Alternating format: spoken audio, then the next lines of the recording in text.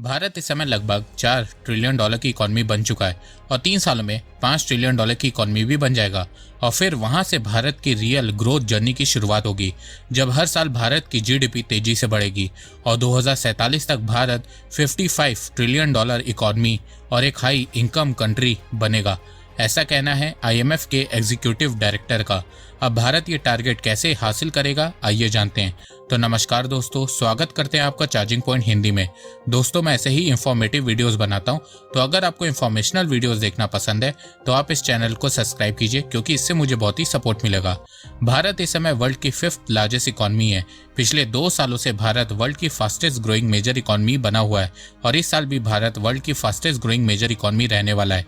जहां इस समय western countries China economic slowdown को फेस कर रहे हैं, वहीं भारत की ग्रोथ रेट 8% से ज्यादा है।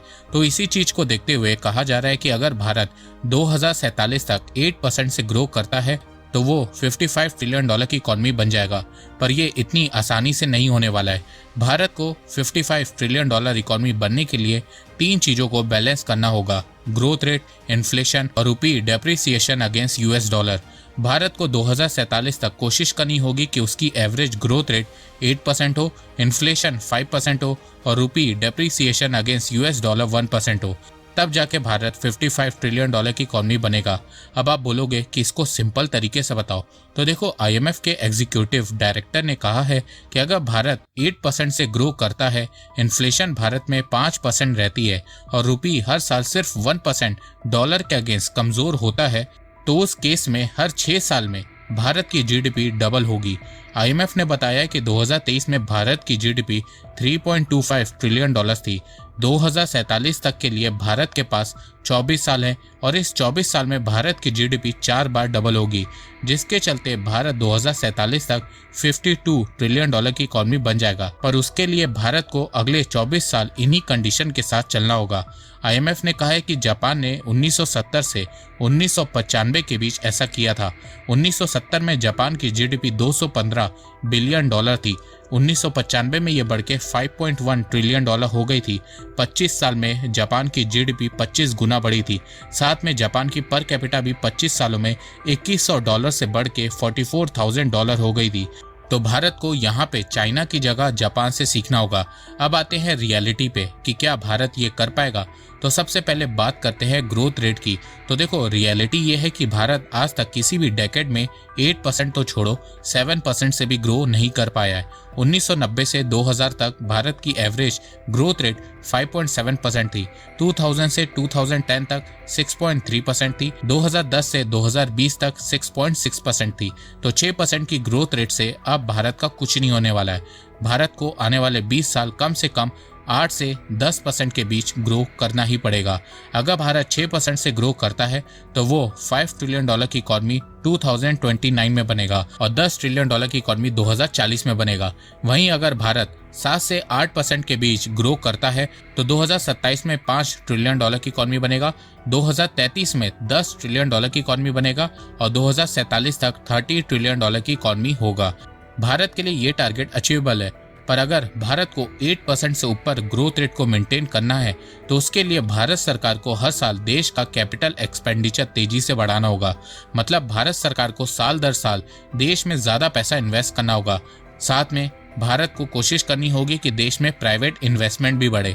देखो, भारत की जीडीपी में 59% शेयर कंजप्शन का है। मतलब भारत में जो प्रोडक्शन होती है या कोई भी चीज बनती है वो ज्यादातर भारत के लोग ही कंज्यूम कर लेते हैं, क्योंकि भारत की आबादी बहुत ज्यादा है।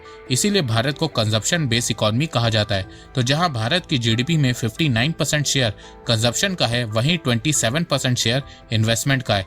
तो भारत सरकार को 27% इन्वेस्टमेंट वाले शेयर को बढ़ाना होगा, क्योंकि भारत कभी भी कंजप्शन के दम पे तेजी से ग्रो नहीं कर पाएगा। 7 से 8% के बीच ही रहेगा। अगर भारत को तेजी से ग्रो करना है तो उसके लिए आज नहीं तो कल उसको अपनी जीडीपी में इन्वेस्टमेंट के शेयर को बढ़ाना ही होगा। अभी भारत की जीडीपी में इन्वेस्टमेंट का शेयर 27% है, इसे 35% तक लेके जाना होगा। अब आप लोग पूछोगे कि इन्वेस्टमेंट का शेयर बढ़ने से देश की अर्थव्यवस्था को कैसे फायदा होगा।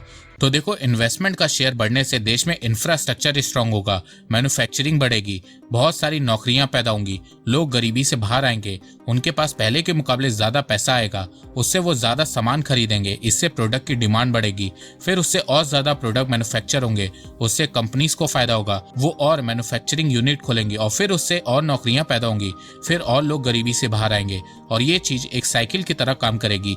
इसके अलावा भारत सरकार इंफ्रास्ट्रक्चर में इन्वेस्ट करेगी, जिससे स्टील, सीमेंट, बहुत सी इंडस्ट्रीज को फायदा होगा, देश का इंफ्रास्ट्रक्चर स्ट्रांग होगा, लॉजिस्टिक कॉस्ट कम होगी, जिससे कंपनीज को मैन्युफैक्चरिंग करना सस्ता पड़ेगा, इससे भारत का ट्रेड बढ़ेगा, एक्सपोर्ट बढ़ेगा और फिर भारत की इकोनॉमी भी तेजी से ग्रो होगी। ये चीज अमेरिका ने भी की है, चाइना ने भी की है, south Korea, Japan, Germany, France सबने की है, तभी उनकी इकोनॉमी जल्दी ग्रो हुई है। इन देशों की सरकारों ने लंबे समय तक जीडीपी में इन्वेस्टमेंट के शेयर को 40 से 45% के बीच रखा था और अब यही चीज भारत को भी करनी है। देखो, 20 नहीं तो कम से कम 10 सालों तक भारत को 8 से 10% की ग्रोथ रेट मेंटेन करके रखना होगा और ये कोई बड़ी बात नहीं है। जापान ने 1980 में ये किया था, साउथ कोरिया ने 1990 से 2000 के बीच में किया था और चाइना ने 2000 से 2010 के बीच में किया है, तो भारत भी ये कर सकता है। इसके साथ साथ भारत को रूपी को डेप्रिशिएट होने से बचाना होगा।